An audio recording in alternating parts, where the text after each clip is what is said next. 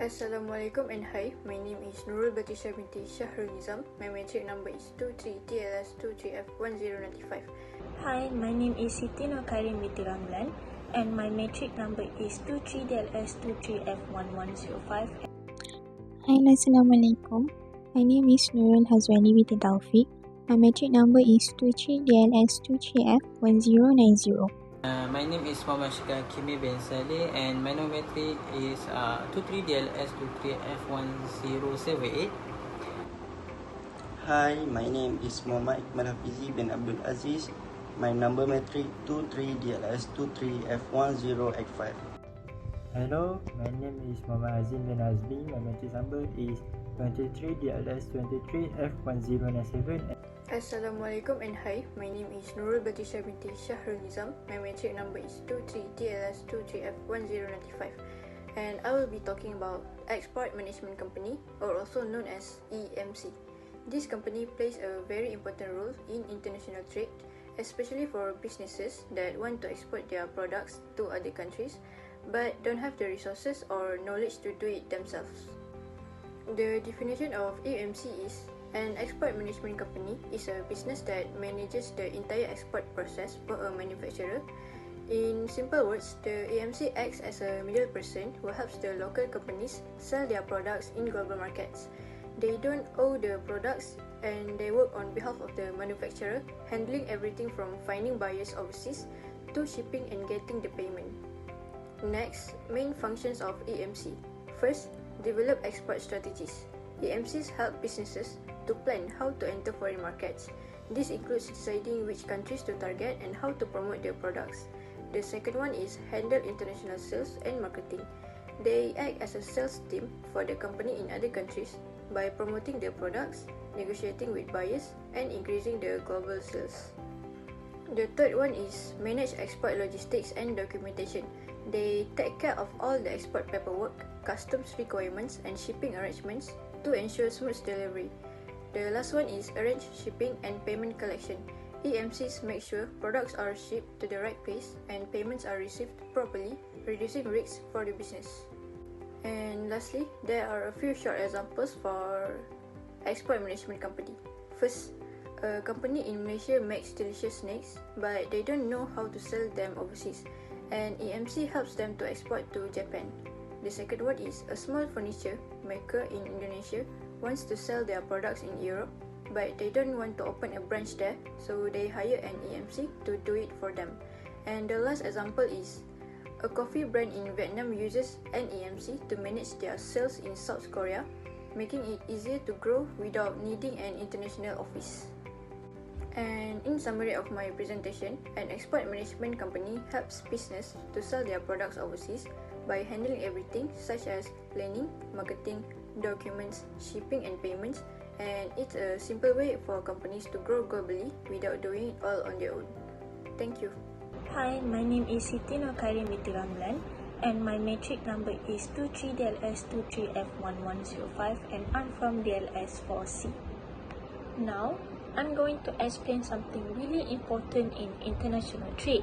It's called an export trading company, or ETC for short. If you ever wondered how products made in one country end up being sold in another, an ETC usually plays a big role in that process. So, what is an export trading company? An export trading company is a business that helps other businesses sell their products overseas.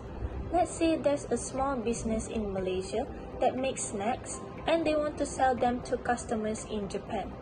That business might not know how to start exporting. It can be confusing. There are rules, paperwork, payments, and many other things to handle. So, instead of doing everything by themselves, they can go to an ETC. The ETC will help them find buyers in Japan, handle the shipping, and deal with all the complicated steps involved in exporting. Basically, the ETC is like a middleman or a bridge between the seller in one country and the buyer in another. So, who do ETCs help? ETC are especially helpful for small or medium-sized businesses. These businesses often don't have the time, money, or experience to deal with international trade. Big companies usually have their own export departments, but smaller ones don't. That's why ETCs are so useful. They take care of everything from start to finish. Now, let's talk about the key function of an ETC on the right side here. In other words, what they actually do. First, they do market research and identification, where they help businesses figure out which countries are the best place to sell their products. They do research to find out where there's high demand and what kind of customers are out there. Second, export documentation. When you export goods, there's a lot of paperwork involved, like invoices, custom forms, and shipping documents. ETCs prepare and organize all of that to make sure everything is done correctly and legally. Furthermore, they help with financial services. International trade involves money moving between countries. ETC can help with things like currency exchange, payment methods, and even offering credit or insurance so businesses can feel safe when selling overseas. And lastly, risk management. Exporting always comes with risk. For example, the buyer might not pay, the goods could be delayed, or custom could hold the shipment. ETCs help reduce this risk and make sure problems are handled quickly and properly. A good real-life example of an ETC-like organization is JETRO, the Japan External Trade Organization. JETRO is supported by the Japanese government, and it helps small and medium businesses in Japan export their products to other countries. They provide logistical support, help with market research, and guide businesses through the export process, especially those that are just starting out. So, to wrap things up, export trading companies play a huge role in making international trade easier and safer. They support businesses by handling the hard part like finding customers, dealing with documents, managing money, and reducing risk. Without ETCs, it would be a lot harder for many businesses to go global. Import-export merchant. Import-export merchant is a type of international traders who buys goods directly from manufacturers in one country and sell them in another country. They take ownership of the goods and are responsible for all risks including logistics, marketing, and financing. Import-export merchants act as independent traders who engage in the global buying and selling of products. They do not work on behalf of clients. Instead, they purchase goods using their own funds and resell them for profit. These merchants choose which product to import or export, find suppliers and buyers, handling shipping, customs, and warehousing, take financial and legal responsibility for the goods. This model requires good market research skills, knowledge of international trade regulations, and strong negotiation skills.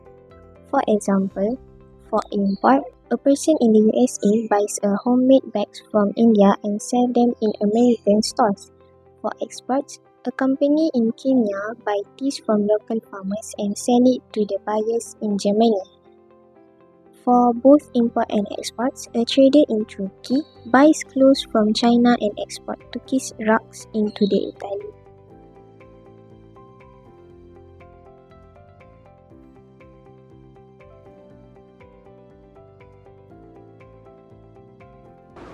Hi, Assalamualaikum. Before I start my part in a presentation, I want to introduce myself.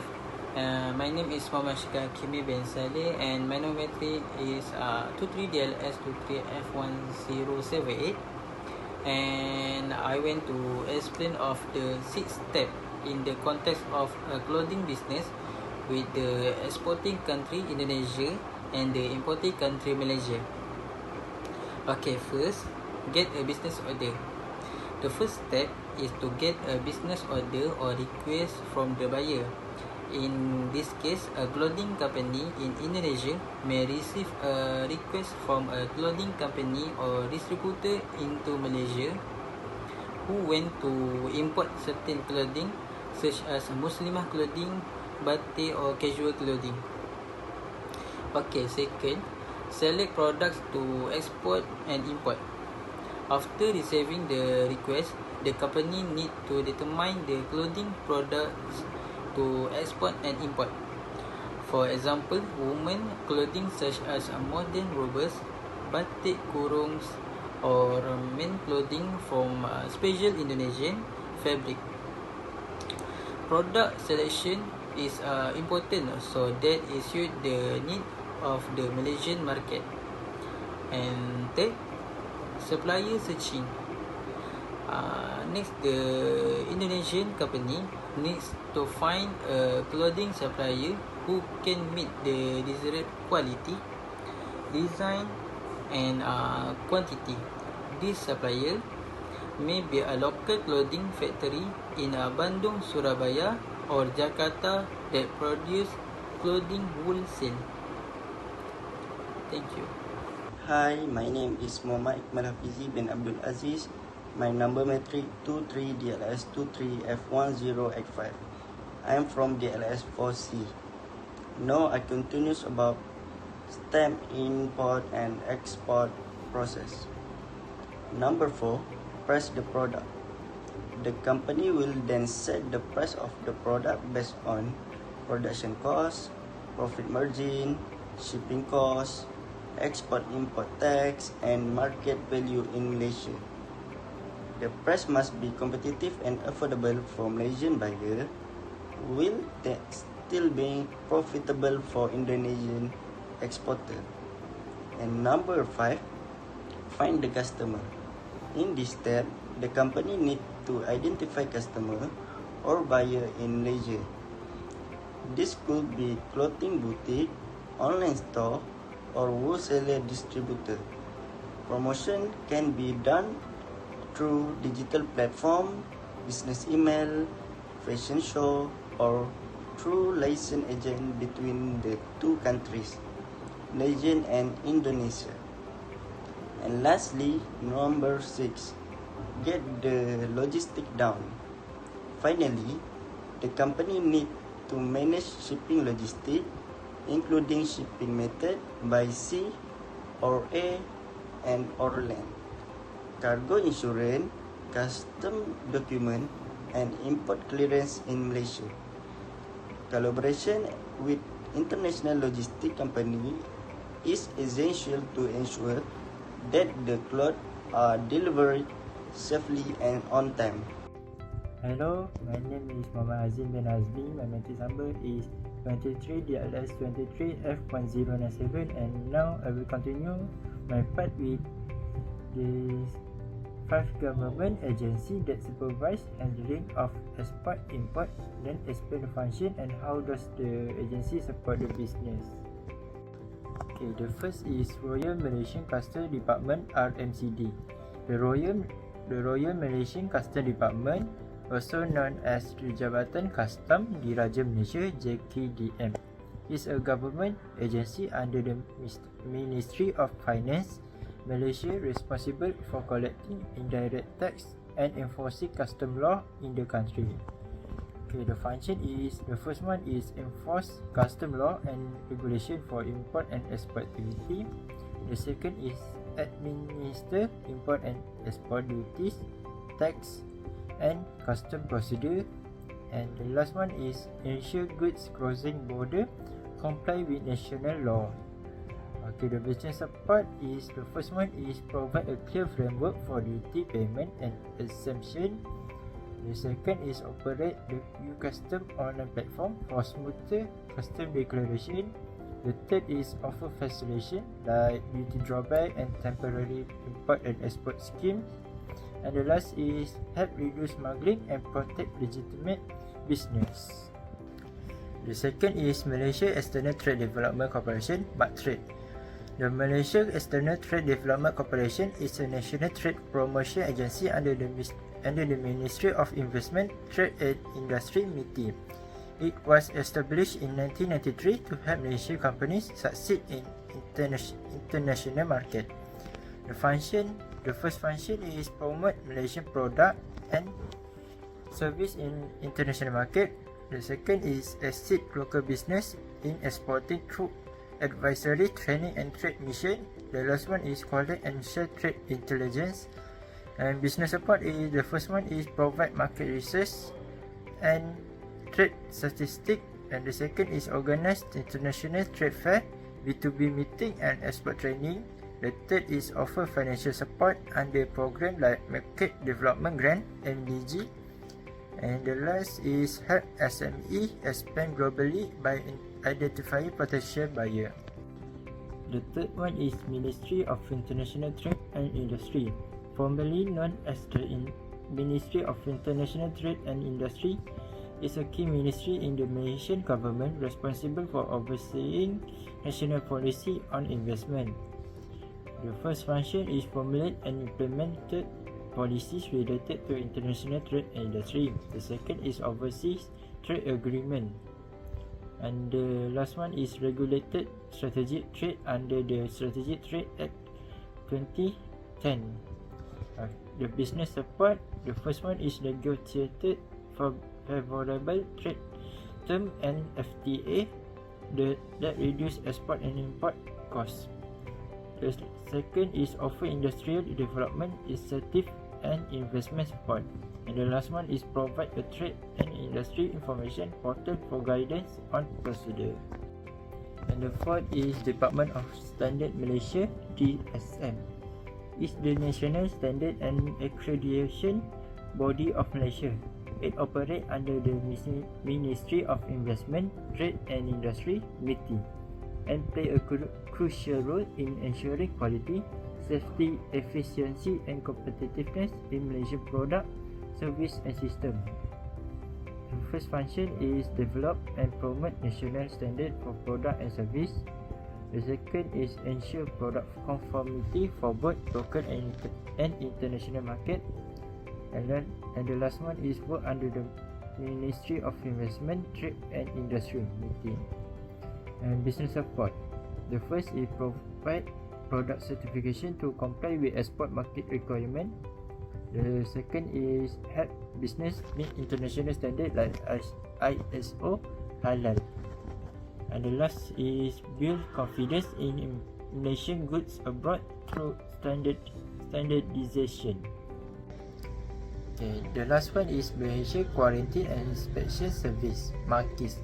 Is an agency under the Ministry of Agriculture and Food Industry, MAFI, established to provide integrated service related to quarantine, inspection and enforcement at Malaysia entry point, quarantine and premise. Its primary role is to ensure that all import and export of plant, animal, fish, agriculture produce, soil, microorganisms and food comply with the necessary health and safety regulation. The next is the function. The first one is control and monitor the import and export of plant, animal, food and agricultural product. The last is ensure compliance with quarantine, food safety and biosecurity law. The next is business support. The first one is facilitate safe and legal trade of agro-based product. The second is prevent introduction of pests and disease that could affect local industry. The last one is speed up inspection with online permit system, e-permit and border control.